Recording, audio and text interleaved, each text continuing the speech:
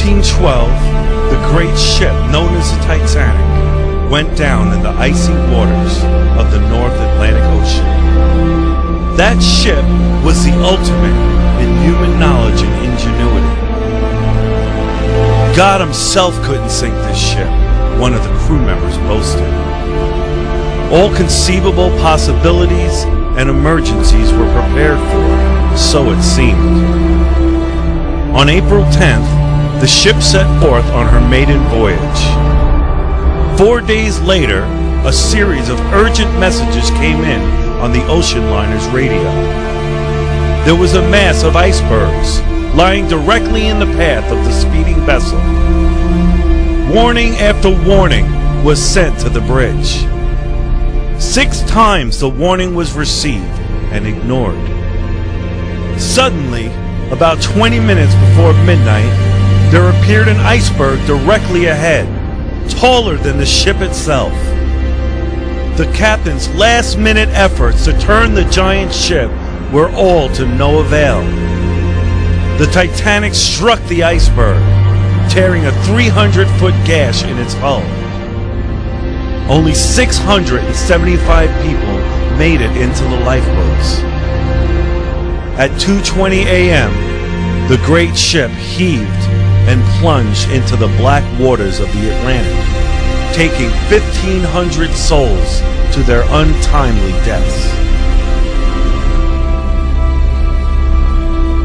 This is a picture of the world today, rushing full speed ahead, unaware of the impending, unseen disaster ahead.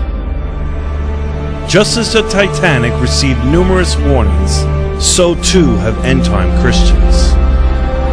We are witnessing last-day prophecies being fulfilled right before our very eyes. The formation of Israel, an increasingly lawless society, the rise of false prophets, an increase in knowledge, wars and rumors of wars, earthquakes and famines, the world headed for a one-world government. Everything is unfolding just like the Bible predicted it would. Many godly men of our own day warning us to be alert, to be sober, for the day of the Lord is approaching. Now is the time to separate ourselves from the world, to consecrate our lives anew to Christ, to repent of carnality and sin. Jesus warned us, watch out! Don't let your hearts be dulled by carousing and drunkenness and by the worries of this life. Don't let that day catch you unaware like a trap.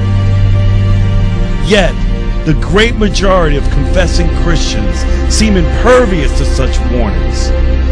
They're still running around the deck of the ship with the rest of humanity, feasting at the world's banquet table, unconcerned by such alarms. Their constant round of indulgence in sports, network television, and carnal internet fare reveal where their true devotions lie. They're drunk with the spirit of this world, unprepared to face what is quickly heading our way. However, there is a remnant. They've heeded the warnings. They're already heading for the lifeboats.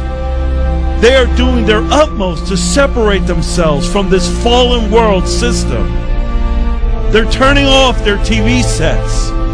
They're limiting their time on the internet and slowing down the pace of their lives.